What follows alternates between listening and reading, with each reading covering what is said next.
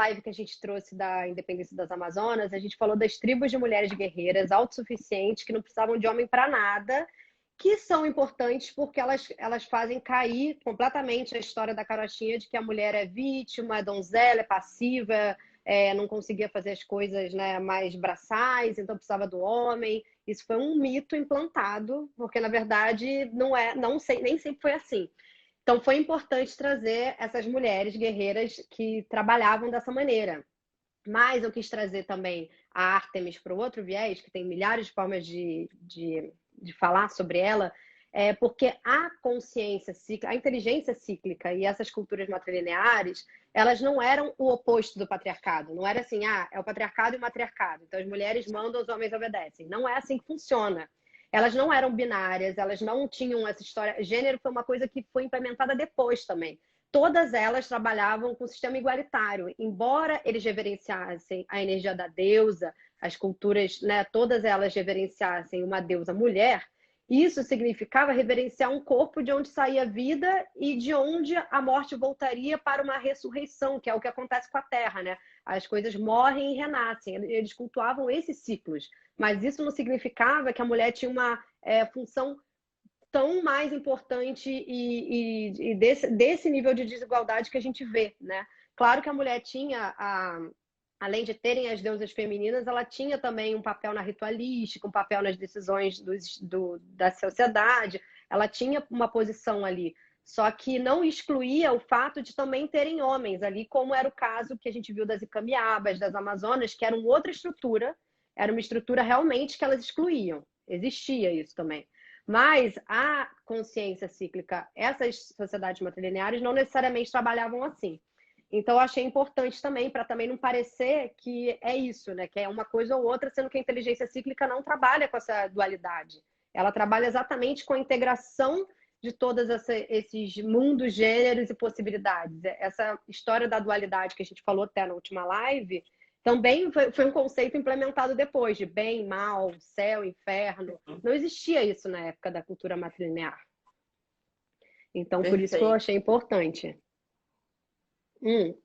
Então, agora a gente está só fazendo um aquecimento, né? Para que a gente possa entrar mais profundamente dentro desse arquétipo, dessa inteligência, dessa natureza selvagem, né? E utilizando também do conhecimento dos arquétipos. Por isso que a gente escolheu Ártemis.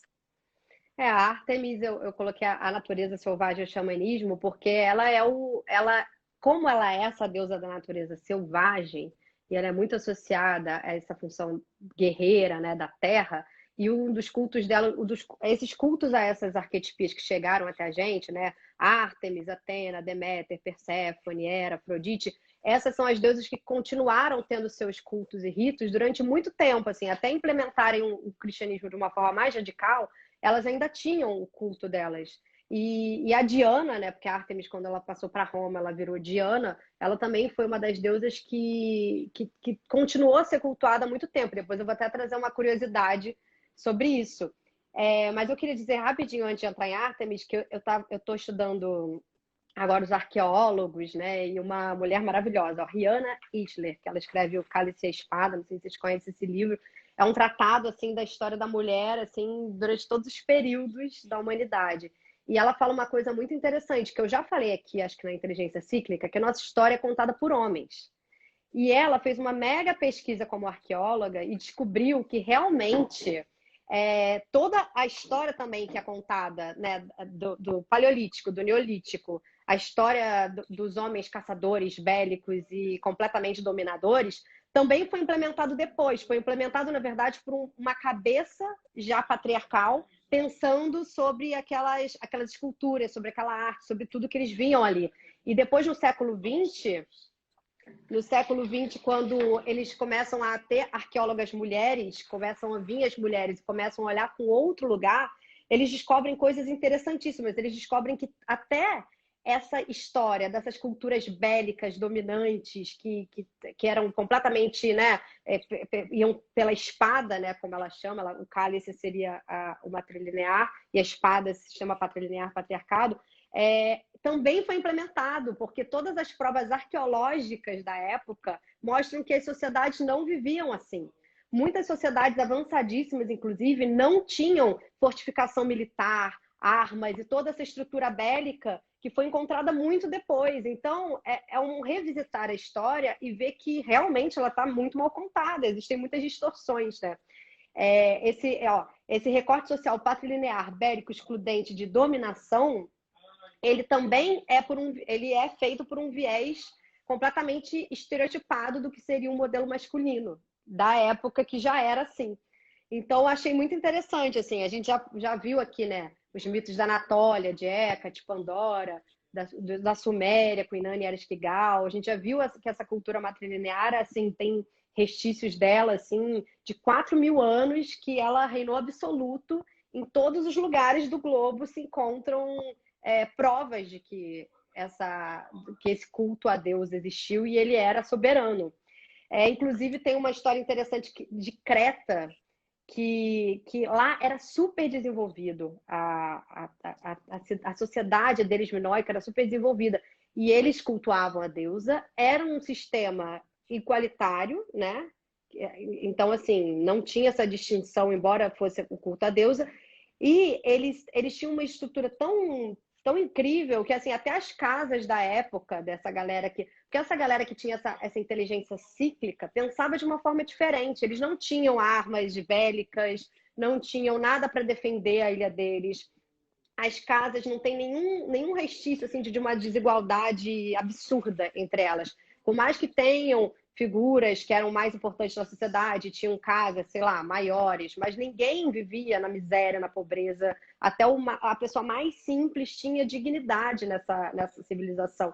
E eles viviam num sistema social muito parecido com o que virou a democracia, né? Que a gente viu que aquela Grécia de Atena trouxe o teatro, trouxe toda essa parte cultural que a gente conhece da política, organizou a polis, mas isso não é inédito. Eles organizaram, foi maravilhoso, agradecemos muito. Só que isso já acontecia em várias sociedades com outro nome, com outras estruturas.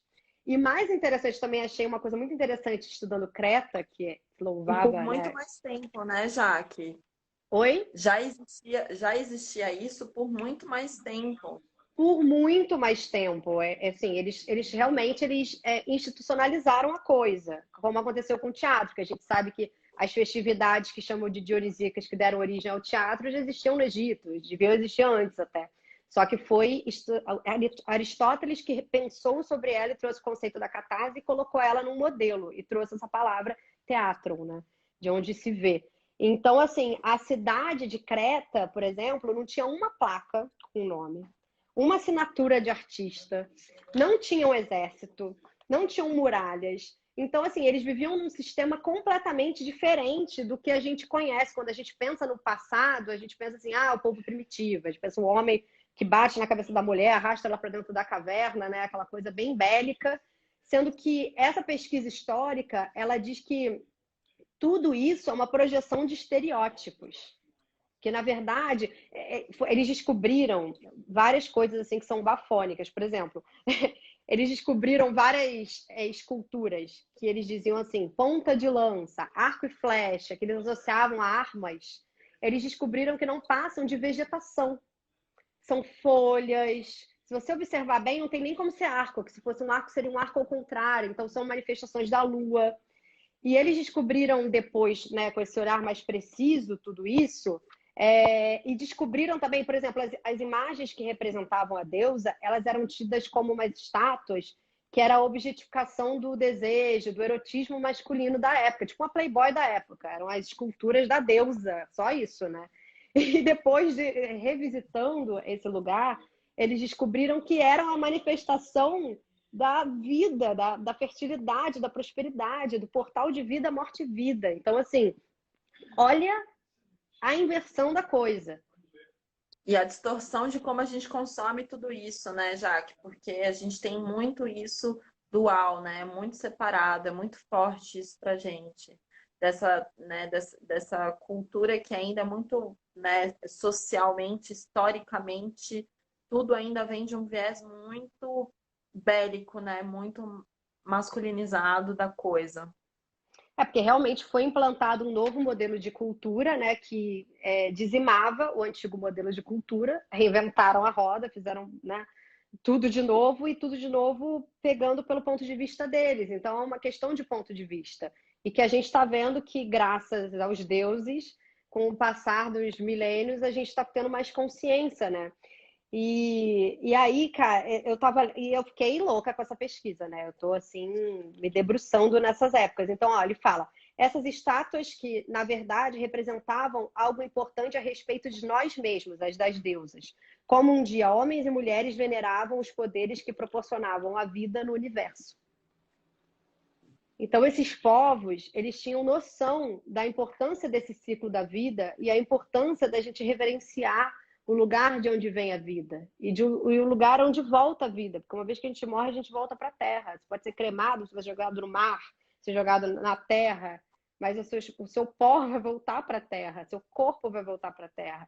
Então, como era importante, né? A gente viu aqui e vai ver de novo, né, dos mitos de Eleusis, falavam sobre esse lugar da ressurreição e da imortalidade da alma, né? E também da imortalidade da alma e a imortalidade através da oralidade e do passar o conhecimento para as gerações, né? Que foi o que eles romperam. Então, essa visão estereotipada que a gente tem, e é muito assim engraçado, porque esse livro é um livro de Desconectada, né? E desconectada desconectada. total, né? E ela faz um SOS que ela fala assim, esse livro é de 1987, e ela fala que tirando os movimentos femininos, né, que é o que a gente está fazendo aqui, que gostam, que pesquisam sobre a mulher, ninguém dá importância a esses estudos que já comprovam que a história está contada errada, assim, sabe? Que as pessoas continuam reproduzindo esse estereótipo do homem como caçador, como o bélico, sabe? Com essa visão, sendo que em várias culturas se prova que os homens não eram dessa maneira. Isso foi criado, foi gerado um modelo masculino e os homens também sofrem até hoje com esse modelo.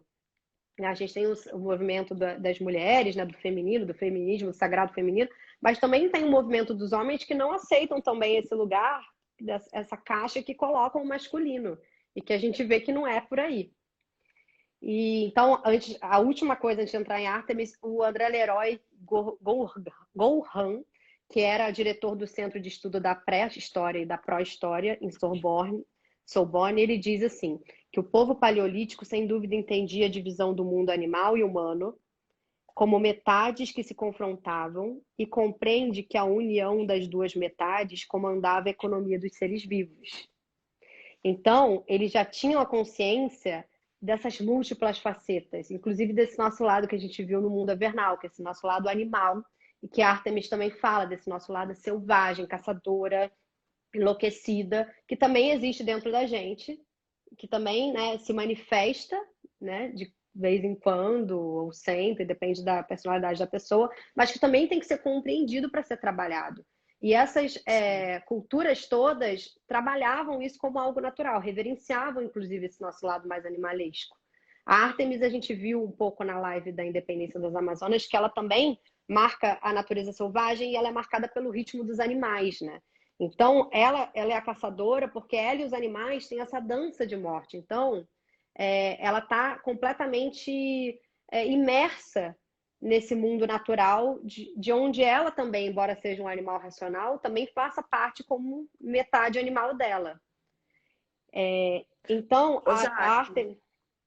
não, pode Fale. terminar, que depois eu Não, pode falar, pergunto. porque eu vou começar a entrar em Artemis, pode perguntar. Então, para a gente entrar em Artemis, eu sei que muitas mulheres têm essa identificação com a natureza selvagem, né? De se identificarem achando que o feminino ele é esse acesso é, é, de encontro, a essa inteligência selvagem, mas não sabem muito bem como manifestar isso, ou achando que o arquétipo está muito distante, ou que o arquétipo está lá e eu sou outra coisa.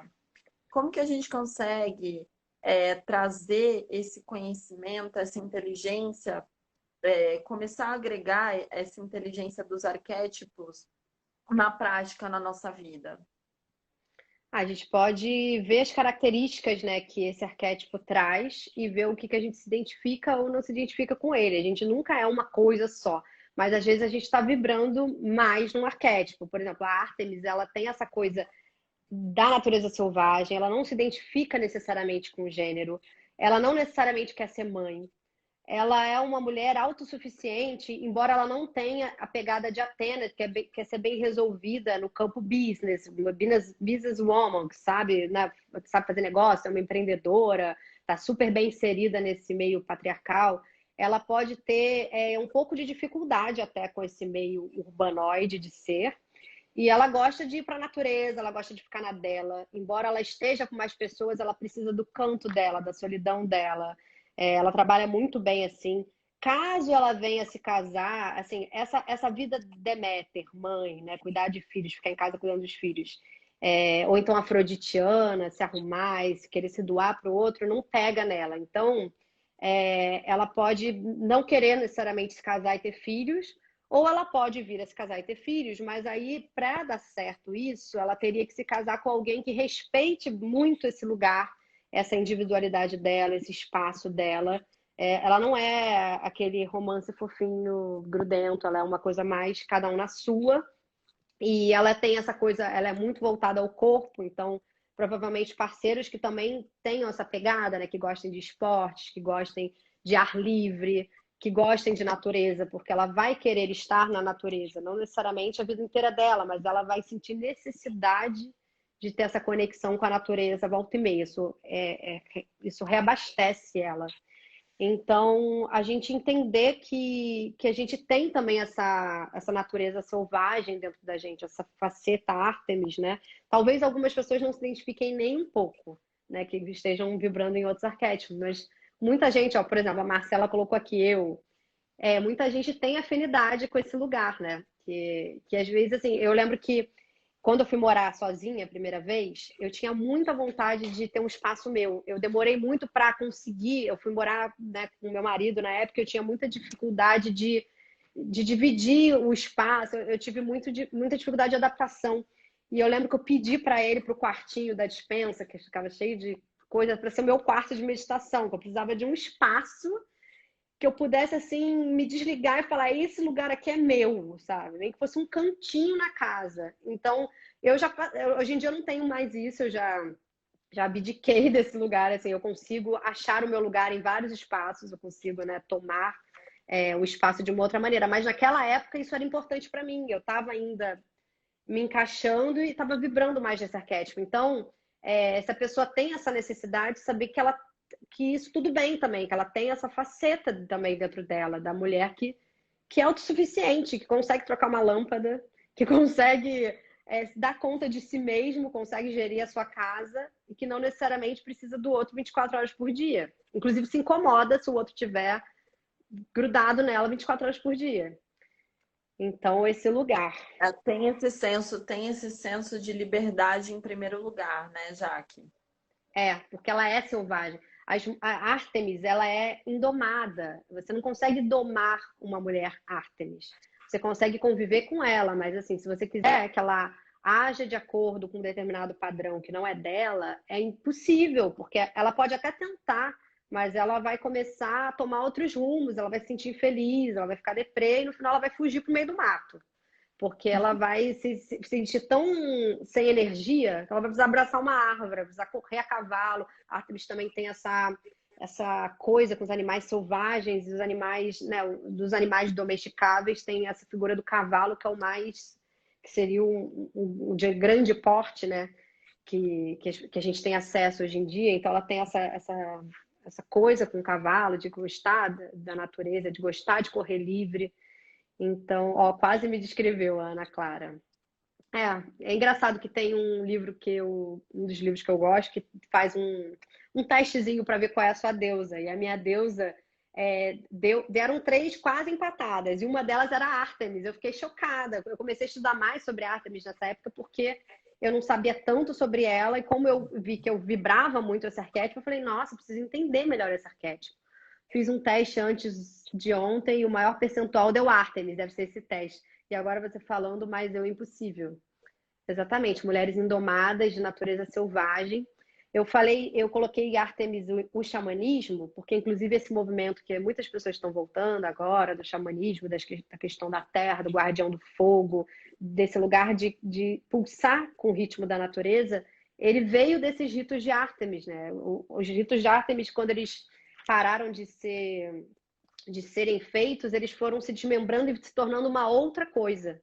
E deu origem a esse xamanismo, né, que a gente conhece, né, em vários lugares do mundo também tem os índios têm essa coisa com essa natureza selvagem, né, que embora não seja artemisiana, eles têm outros tipos de deuses e cultos, contém esse arquétipo, né? Se a gente for fazer comparações, né, da Ártemis com outras energias que eles louvam, a gente vai ver que ela está ali, completamente presente. E eu acho muito importante trazer isso, porque eu, por exemplo, só consegui entender, dentro da minha experiência de vida, o que vivenciar essa natureza selvagem através do xamanismo. Todas as minhas conexões com o xamanismo, elas foram em níveis de acesso a esse animal, né? A essa coisa muito muito forte com a natureza, né? E que eu nunca teria experienciado se eu estivesse aqui, né, na cidade, se eu estivesse, né, buscando esse conhecimento que não fosse na prática. O xamanismo ele herdou desses ritos que não só são ritos artemisianos, né, como eu coloquei aqui, que são ritos da louvação à grande deusa de mil nomes, que na verdade é de onde a Ártemis é um pequeno, né? Onde é? Ela é uma faceta, como uma faceta da Lua, né? A Lua tá lá, ela tem várias facetas, mas tudo é a Lua. Então, na verdade, esses ritos que louvavam a Grande Mãe, eles estão ainda muito presentes no xamanismo. Por isso que quando se vai para um rito desses, se tem essa comunhão com a Terra, você se vê como uno, né? Você fala, eu sou todo, todo sou eu, que na verdade é o que era antigamente, né? Que foi afastado da gente, como a gente viu, né? Quando teve a ruptura com o feminino e a Grande Mãe, a única representação da Grande Mãe para a Virgem Maria no céu, humana, não mais deusa, e ela não tem mais também a descendência das filhas, ela só tem o filho. Então a gente começou a reverenciar deuses externos, né? Não internos mais, não acessíveis, tão acessíveis, né? Então isso tudo. Santificados e glorificados e distantes da terra. Exatamente. Eu quero até falar um pouco sobre isso, porque a Ártemis ela também fala do corpo, né? Ela está associada ao signo de Virgem, que na astrologia seria a casa 6, que também rege a saúde, rege o dia a dia, rege o nosso cotidiano, né? As nossas rotinas, nossa metodologia de vida. Ela se tornou uma deusa também das parturientes, porque no mito dela, quando ela nasce, ela ajuda a mãe no parto de Apolo, o irmão gêmeo dela. Ela tem ligação com as pequenas ursas, que a gente viu que são as meninas que são iniciadas nesse arquétipo, como esportistas ou guerreiras, que não se identificavam com um arquétipo que era comum da época, né? De ficar em casa, cuidando de marido e filho. Não, queria ser diferente. Ela podia se iniciar em Ártemis e ir para esse lugar de guerreira. Essa coisa das pequenas ursas, né? Só uma associação da Ártemis com a ursa. Tem o mito de Calisto, que é uma das seguidoras de Ártemis, que Zeus a seduziu e engravidou ela. E aí Ártemis teria transformado ela numa ursa e teria perseguido ela. E Zeus, para salvá-la, isso já é um mito, né, pós-Atena, pós-patriarcal. Mas Zeus, para salvá-la, teria transformado a Calisto na constelação da Ursa Maior. Só que tem uma leitura também que isso é uma leitura interessante, que poderia ser a culpa do patriarcado, da incapacidade de Zeus de reconhecer o seu lado animal instintivo. Porque, afinal de contas, ele engravidou uma ursa, né? E aí, essa ursa grávida, ela deu à luz a Arcas, que foi o primeiro antepassado da Arcádia, e ao deus Pan, que é o deus da natureza selvagem, que ele tem chifres e tem... Ele é como se fosse um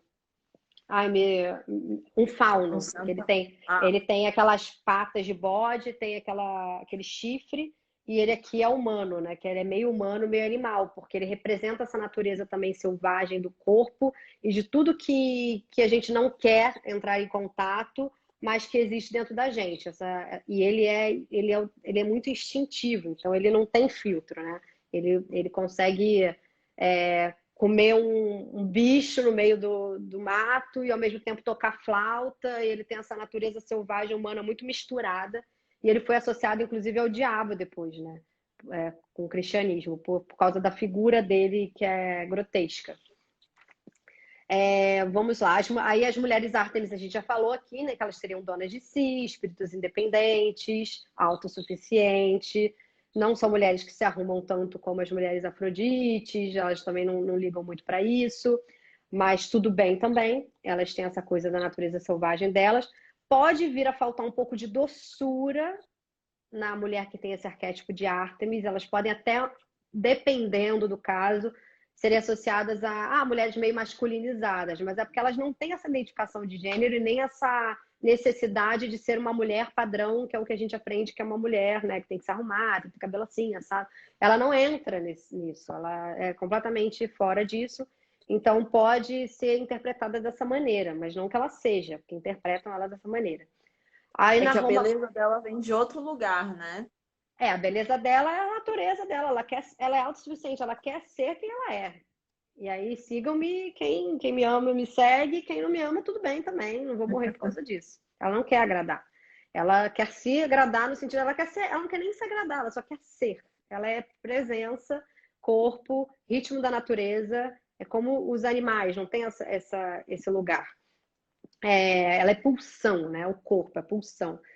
E aí na Roma pré-cristã, ela foi tida como Diana, e muitas pessoas, depois que o cristianismo foi instaurado, continuavam reverenciando a deusa, né? Porque, imagina, entrou uma cultura dizendo que não pode o quê, né? Todos os meus antepassados, meus ancestrais, enterravam pessoas dessa maneira, nascia, batizava dessa maneira, e falavam dessa maneira, e cultuavam dessa maneira, e eu não vou de uma hora para outra, embora mesmo as pessoas que viravam cristãos, né? Que tipo, convertiam ao catolicismo, elas continuavam reverenciando a Deus em casa, né? Tem muito isso hoje em dia. Eu sou cristã, mas eu acendo lá uma velhinha para Oxóssi, eu gosto da energia de Iemanjá.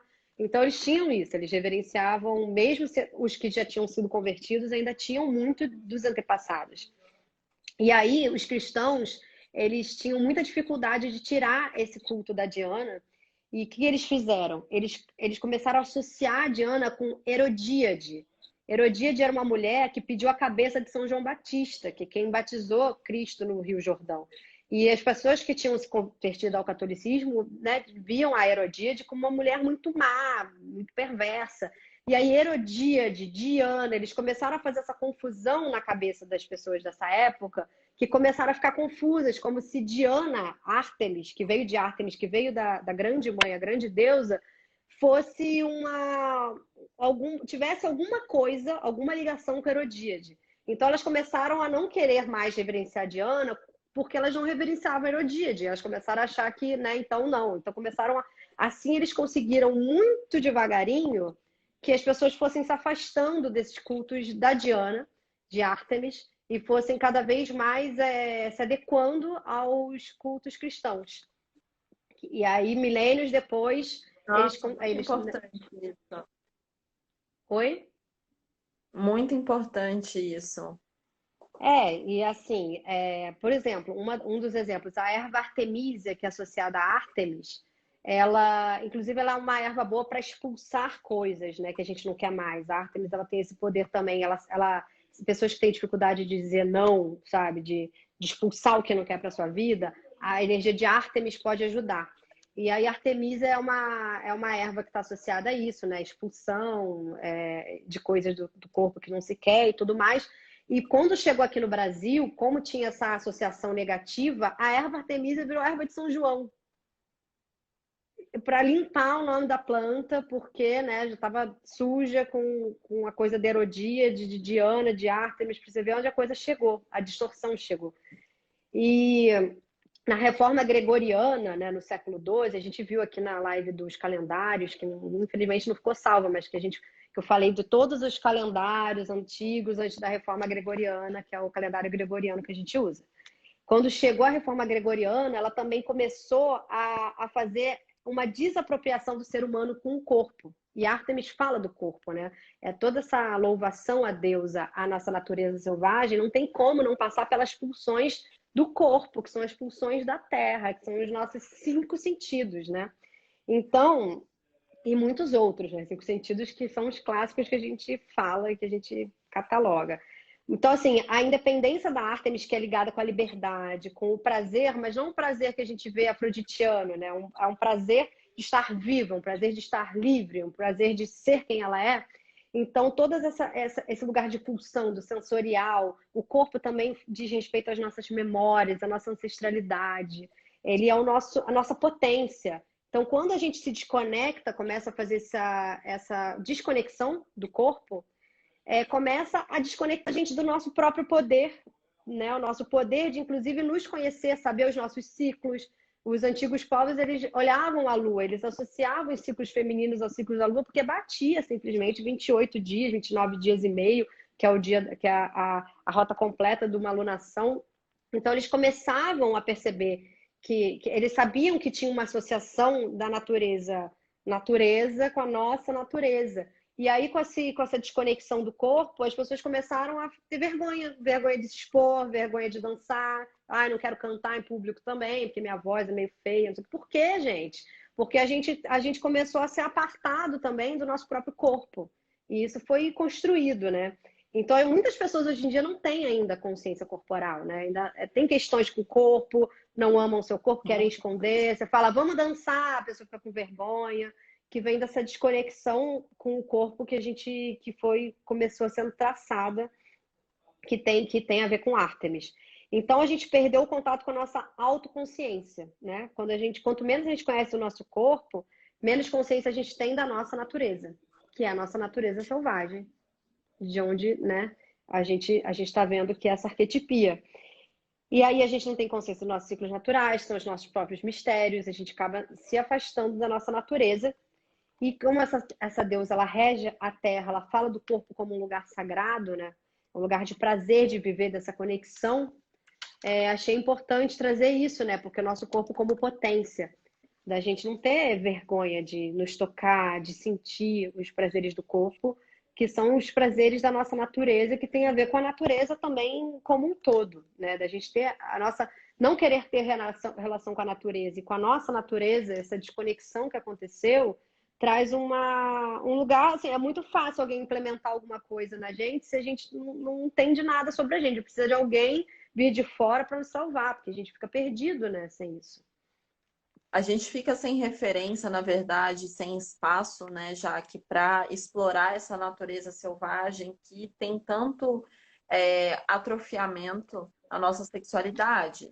Ou Também. seja, eu percebo muito isso, e principalmente quando eu tive a minha conexão com o Tantra, eu vi o quanto no meu corpo era bloqueado e eu nem fazia ideia de questões de que eu mesma tinha implementado para mim, não só eu, mas as minhas referências de vivências, de que eu não sabia. Eu tinha medo de sentir algo que eu nunca tinha sentido na minha vida, que era simplesmente só deixar o meu corpo ser o corpo. Porque a gente é implementado do tipo assim, eu não posso.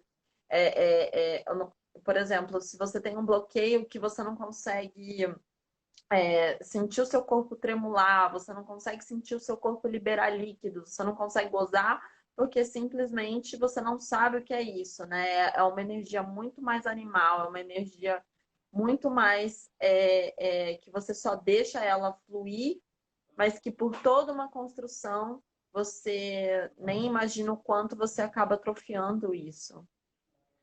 Isso foi essa mesma cultura, né, que nos afastou do corpo, nos afastou dos nossos ciclos, da nossa menstruação. Aí o sangue, antigamente, nesses povos paleolíticos, neolíticos e toda a cultura da deusa, ele era. Muitas pessoas, inclusive, na hora de serem enterradas, elas eram pintadas de ocre. O ocre, ele era uma tinta vermelha e era sagrada durante muitos e muitos milênios de culto matrilinear, 4.000 anos. E eles acreditavam que passar esse sangue era uma prova de que depois da morte teria novamente uma possibilidade de vida, de ressurreição num outro plano. E isso virou o quê? O corpo e o sangue de Cristo, né? Então a gente colocou numa divindade o corpo e o sangue, e aí, no nosso corpo e o nosso sangue saíram de jogo, já não estavam, já não eram mais cultuados como sagrados. E isso deu uma zica no cérebro, porque vieram vários dogmas e a gente teve que se encaixar neles e perdemos a conexão com o nosso sangue sagrado, com o nosso corpo, com a nossa natureza e com a nossa potência, porque a gente sem o nosso veículo, o nosso corpo é nosso veículo, né? Nossa menstruação é a nossa potência de vida, né? A gente está menstruando porque a gente está ovulando. E tudo bem também quando seca, quando cessa a menstruação, a gente sabe que a gente está entrando numa outra arquetipia, que a gente está indo para um outro lugar. A natureza está aí, dando os seus sinais, ela não para de acontecer, né? E então eles também, uma das coisas. Quanto a gente está de tempo? Só para ver se eu falo das curandeiras ou deixo para uma próxima. A gente tem mais 15 minutos. Tá, porque eu também ia falar dessa arquetipia que a gente falou das Icamiabas, falou das Amazonas, dessa energia Ártemis.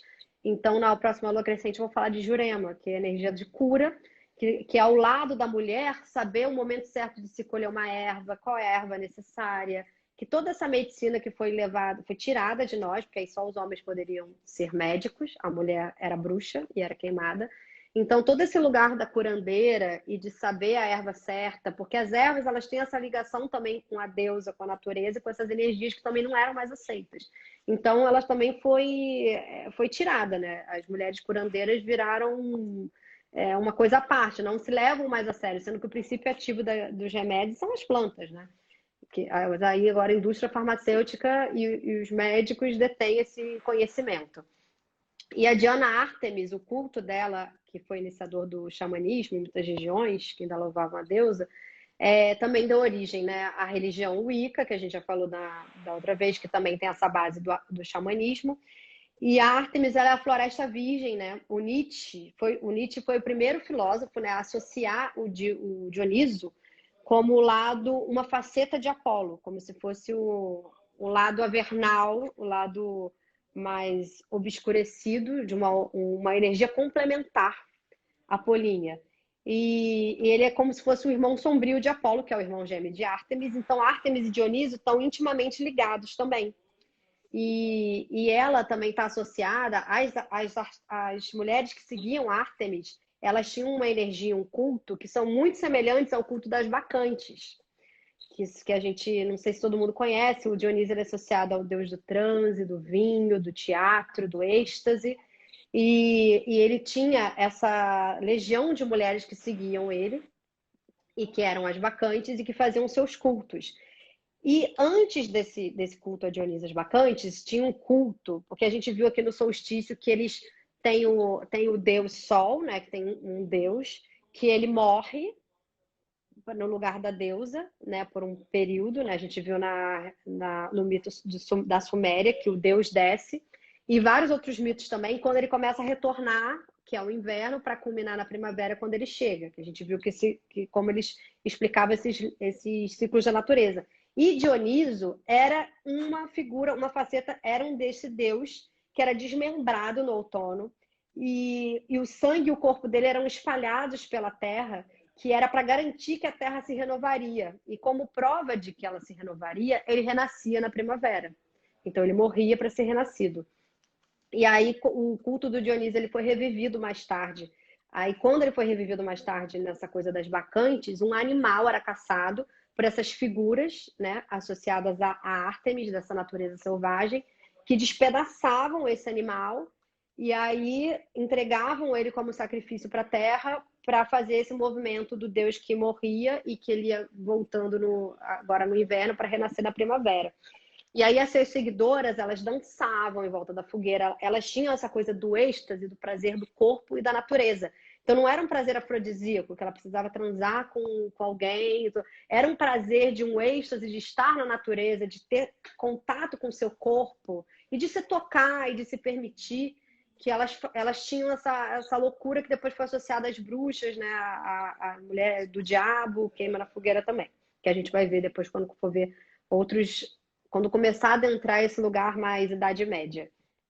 Então, a Ártemis, esse domínio arquetípico de Ártemis e Dioniso, que também é o domínio arquetípico dos caçadores, né? Que tudo bem, eles têm essa coisa da caça, que é como se fosse um rito, mas eles também têm essa coisa dos que matam, né? Da caça do nosso animal selvagem, que também é capaz de matar.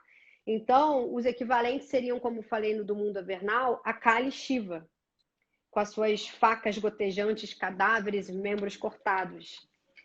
E se um homem penetrasse completamente nos mistérios de Ártemis e entendesse esse lugar dionisíaco, ele adquiria a consciência dionisíaca, que dizia que ele tinha que se tornar andrógeno, né? Superar essa coisa de homem e mulher. Então ele tinha que também superar o seu terror diante da mãe-morte, que a gente viu que essa faceta selvagem da mulher que faz com que muitos homens se assustem, né? Eles têm medo dessa faceta, porque essa faceta ela vai completamente em choque, ela vai de encontro a todo esse lugar dessa implementação do homem caçador, do homem bélico, do homem territorialista e o homem sanguinário, porque isso é da mulher também.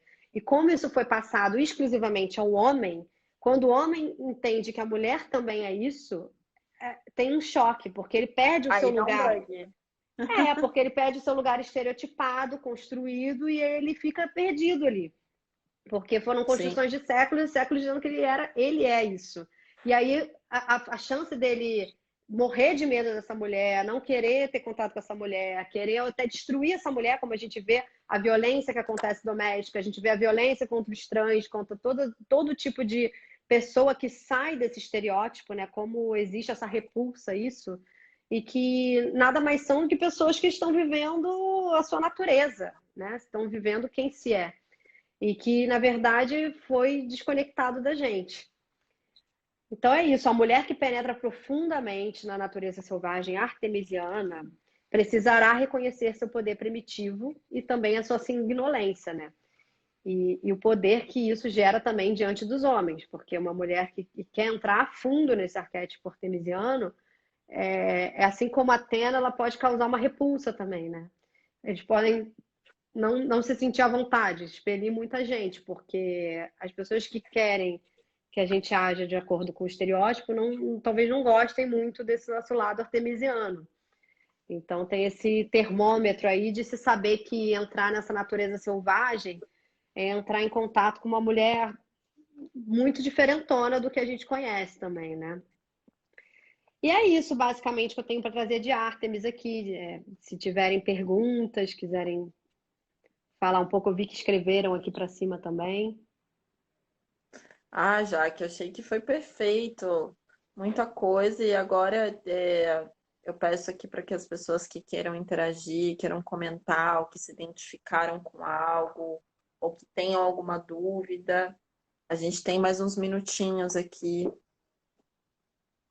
Eu tô lendo aqui os comentários para ver se tem alguma coisa que a gente deixou passar. Bom, se quiserem comentar então mais de novo, foi linda, amei. Isso é só assim, a gente vai aos pouquinhos, né, nessa tenda da lua, porque realmente é uma horinha, mas é muito conteúdo também para a gente absorver. Então, aos pouquinhos, nós vamos colocando aqui os arquétipos e vamos desmembrando, porque como é muita coisa, um arquétipo é mais do que. Que a gente está falando tanto da caixinha, né? Não dá para colocar um arquétipo numa caixinha também. Então, a gente vai sempre falando, visitando ele por outro viés, assim, também. Já quero estudar mais sobre Ártemis, me indica um livro. Olha, eu gosto muito da Deusa Interior, que tem essa coisa do contemporâneo também, ela traz para essas patologias, né?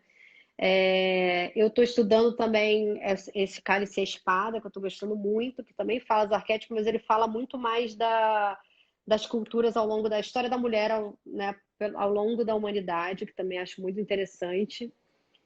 Acho que você tem que fazer uma coxa de retalhos. Assim, um livro só, tem que ir estudando de diversas fontes, porque cada uma vai trazer uma coisa a mais, assim, sabe? Cada uma vai inserir um pouco mais. Por exemplo, eu faço esse paralelo de Ártemis com as Icamiabas, que é uma coisa que você não vai achar assim, né? Tipo, não vão falar de Icamiaba e Ártemis, mas elas estão dentro desse arquétipo. As Amazonas, vou trazer aqui a Jurema, a curandeira, porque quando a gente fala de Ártemis, a gente esquece o lado dela da ciência da mata também, né? Como ela é uma conhecedora da ciência da mata. E falar nessa Para coisa trazer da... para a nossa cultura também, né, Jaque? Exatamente. E essa coisa da ciência da mata, quando eles descobriram que essas armas, essas reproduções de armas bélicas são, caiu a ficha porque que durante todos esses anos assim que eles estudavam, os arqueólogos estudavam sobre essas culturas, não tinha uma manifestação da vegetação, era um povo caçador-coletor, como que eles não tinham representação da vegetação, que era o alimento, um dos alimentos principais dele, do meio ambiente deles, né? Então, eles também descobriram assim que foi um mundo novo que se abriu, né? Claro que eles tinham representação desse mundo coletor, caçador também. Então, também essa ciência da mata, desse povo que conhece essa natureza e se trabalha ali, né? Se cura ali, se fazem partos ali, eles têm uma ciência né, natural à sua disposição, que depois virou, quando a indústria farmacêutica entrou, ela deglutiu, que é assim um mundo, né? Então também quero falar sobre essa faceta Jurema, que também é a Ártemis. Em algum momento falaremos sobre ela. Perfeito, a gente pode trazer depois a Jurema, essas curandeiras, essa conexão com as ervas, a nossa próxima lua crescente. Tá bom? E muito engraçado você falar as coisas de erva. Só a última curiosidade, a coisa da bruxa, né? Do nariz da bruxa grande, que colocaram com uma velha feia com um narizão, é porque por causa do o nariz, ele é nosso lugar mais instintivo. Ele passa por um lugar no cérebro que não tem filtro, né? Que é o sistema límbico. E aí a gente tem, quando fala que a mulher tá mais farejadora também, que tem a ver com esse arquétipo de Ártemis, é porque a gente fareja as coisas, a gente sente as coisas e o nosso olfato é o nosso lugar mais primitivo sensorial. Então, também isso que se perdeu quando a gente teve esse rompimento com o corpo, né? Com essa natureza que também é a gente. Ô, Jaque, você sabe que isso é muito interessante porque quando eu fiz alguns cursos de iniciação de Tantra para fazer esses desbloqueios do corpo, um dos exercícios era a gente vendar os olhos e simplesmente só sentir os cheiros. Então a gente ia encontrando várias pessoas só pelo cheiro. Então você não podia nem tocar em nada, você só ia farejando as pessoas para você ir despertando esse, esse lado mais selvagem, mais sensorial do corpo, de você reconhecer e você tinha que se conectar com uma pessoa pelo cheiro. E isso foi uma experiência muito animal, assim, que é interessante você trazer isso. A gente não fala sobre isso, mas o sexo tem total a ver com isso, né? Esse lugar do cheiro do outro, de você farejar e se excitar com o outro, vem muito desse lugar da troca de química que é por aqui também. Então, isso não é muito assim colocado na roda, embora não seja também nenhum segredo, mas é uma coisa que a gente às vezes esquece. Mas é nosso instinto, assim, mais animalesco. Então, os cheiros, as ervas, as plantas, né? Outro dia uma amiga minha me mandou perguntando sobre uma coisa que agora é uma terapia, que é tipo um banho de assento. Eu falei, gente, isso aí é banho de assento, isso daí minha avó, minha bisavó usavam, entendeu? E ó, deve ser bom, porque esse lugar de você, através das ervas, trazer uma ginecologia mais natural, trazer uma dermatologia mais natural, porque os princípios ativos estão lá na natureza, né? Então, assim, a gente se lembrar disso também. Aí a gente traz uma lua crescente falando melhor especificamente sobre isso. Perfeito. Então é isso, gente. Já está dando aqui mais quase o nosso horário. Queria agradecer, primeiramente, aqui por mais um encontro desse, Jaque, por toda a sua dedicação, todo conhecimento, a cada encontro que vai enriquecendo, né, a nossa vida, a nossa tenda. Agradecer a todo mundo que esteve aqui com a gente, as nossas meninas fiéis aqui, Firmes acompanhando e todas as coisas com a fortes. gente, firmes e fortes. E e se vocês tiverem dúvida também, podem mandar para a gente, compartilhem esse conteúdo para que ele possa chegar a mais mulheres e homens também. É importante comentar, gente, quando a gente postar, assim, a coisa do, hoje tem tenda da lua, comentem alguma coisa, porque muita gente tem preconceito ainda com esse tema, né? Vai falar de feminismo, essa coisa, tem gente que tem preconceito com isso, e saber que, gente, isso é muito necessário nesse momento. Então, assim, se um vai comentando, o outro comenta e tal, as pessoas vão ficando curiosas, que as pessoas têm isso, né? Tem os selinhos de qualidade, eles vão falar, eu gosto, e outro compartilha e tal, que legal. Aí as pessoas vão se sentindo mais à vontade de assistir, né? Vão ficando curiosas. No mínimo, vai por curiosidade. Se gostar do assunto, fica, né? Sim, e também porque a gente faz a nossa parte, né? Tudo aquilo que faz sentido pra gente, a gente compartilha para que as pessoas também tenham a oportunidade de ter acesso a esse conhecimento. E Então, rapidinho, cada um última fazendo, coisa. claro. A gente mudou o horário. Se vocês puderem comentar o que vocês acharam desse horário, eu falei para a Lari que hoje é dia de Logibá, que é africano, mas que seria Exu na nossa mitologia aqui, Yorubá fundida, que deu origem à Umbanda. Então, é um dia de Exu, que também que abre caminhos, né? E que também fala sobre essa energia telúrica, né? Que a gente viu do mundo avernal, que é a nossa terra, que também tem a ver com esse nosso lado mais instintivo, né? De Pan, de Dioniso. Então, também é um dia de aberturas de caminho aí. Tomara que abra caminhos mesmo com essa lua crescente, né? Para nossa tenda. Maravilhoso. Encerrando então aqui com a energia Yorubá, né? De abertura de caminhos para Logibá. quem tiver fé, né? Quiser se conectar à energia de Exu também. Hoje é o dia. Exatamente. E muito obrigada, Lari, por esse resgate de Deméter a Perséfone, que eu estava lá na minha caverna e você me resgatou. E essas mulheres Estamos maravilhosas que sempre. têm acompanhado, que eu estou vendo que elas são fiéis, adoro muito. Muito obrigada, meninas. E meninos também. Gente, Todos, muito todas. obrigada. Vou encerrar aqui. Esse conteúdo vai lá para o IGTV. E é isso. A gente se encontra então na próxima semana. Comentem aqui depois o que vocês acharam desse horário. E mandem sugestões também, que é muito importante para a gente.